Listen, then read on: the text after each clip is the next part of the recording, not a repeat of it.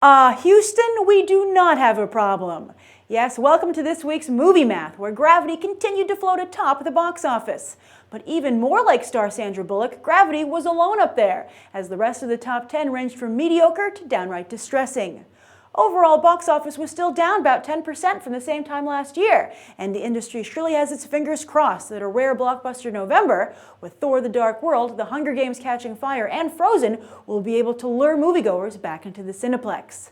However, interest has certainly been piqued by Alfonso Cuarón's Gravity, which dropped just about 20% in its second weekend, the lowest second-week drop ever for a film of this magnitude in terms of its box office debut and theater count.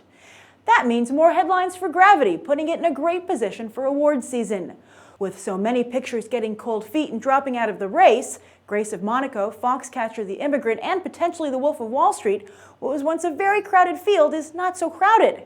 The biggest contenders that have still to hit theaters this year are Dallas Buyers Club, Nebraska, Philomena, American Hustle, Saving Mr. Banks, Her, and August Osage County. And the only real contenders that have already been released are Blue Jasmine and Lee Daniels' The Butler. The Fifth Estate could come into play, as could Captain Phillips. And while I'd love to see Prisoners and Rush on the board, they aren't frontrunners.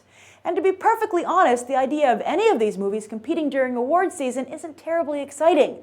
So look for Hollywood to boil this down to a two-flick race. Gravity versus 12 Years a Slave. Which, by the way, will eerily echo Avatar's face-off with The Hurt Locker, which was one of the highest-rated Oscar telecasts ever with almost 42 million viewers. As for Captain Phillips, it might not be performing at the level of Gravity, but on the bright side, it is a big win for everyone involved in the film. This is director Paul Greengrass's biggest debut outside of the Bourne franchise, and maybe could put him in play to helm a comic book movie? As you might recall in the latest Wishlist episode, BTT viewer Ace and I decided his realism is something the genre needs. And Tom Hanks proved he still got it, or at least some of it left, as he had his biggest debut since Angels and Demons. And this time, people are leaving the movie theater happy too. And happy moviegoers thinking positive Tom Hanks thoughts could translate into a boffo debut for Saving Mr. Banks later this year in December. Cloudy with a Chance of Meatballs 2 also enjoyed a small drop in its third week, around 30%. That's certainly pleasant, but hardly peak performance considering how other animated films have fared this year. As for the rest of the box office, this is where we reach the distressing part. Machete Kills had been predicted to open with around 8 million, yet only ended up doing about half that. That is the worst debut ever for Robert Rodriguez, who has now literally become a poor man's Quentin Tarantino. Machete was king of the box office losers, with the rest of the top 10 landing in the 2 to 3 million range. Let me repeat that, the top 10! Insidious Chapter 2 and Prisoners at least have semi-respectable totals to date, while the rest of the group are just a sad, sad bunch. Things are even pitiful in the specialty market, where Romeo and Juliet opened in about 450 theaters, and nobody asked where Art Romeo.